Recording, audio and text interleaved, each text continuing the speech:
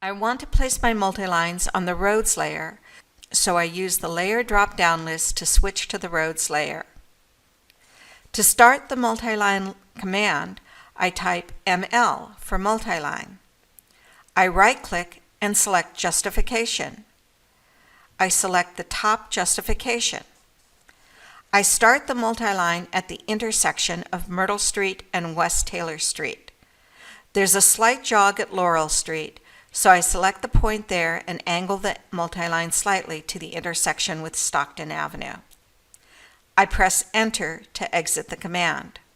I repeat the multiline command by right-clicking and selecting Repeat M-line. I pick on the Style option on the command prompt to change the style.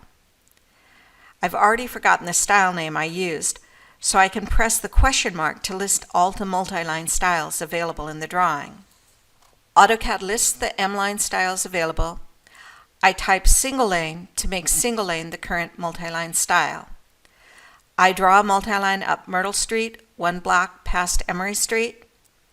I repeat to place a multiline on Elm Street. I place a multiline on Laurel Street. I place a multiline on Emory Street and Stockton Avenue. My last M-line is on Asbury. Now I need to clean up some of the intersections. I select the Extend tool. I press Enter to select everything in the drawing as a boundary. I select the Laurel Street M-line. AutoCAD prompts me if I want a closed, open, or merged intersection. I select O for open. The intersection cleans up. I right-click and select Repeat Extend. I continue using the Extend tool to clean up the necessary intersections. When I'm prompted, I can select the closed, open, or merged intersection. To edit my crossed intersections, I use the ML Edit tool. I type ML Edit.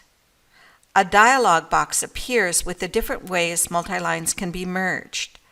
I select the Open Cross.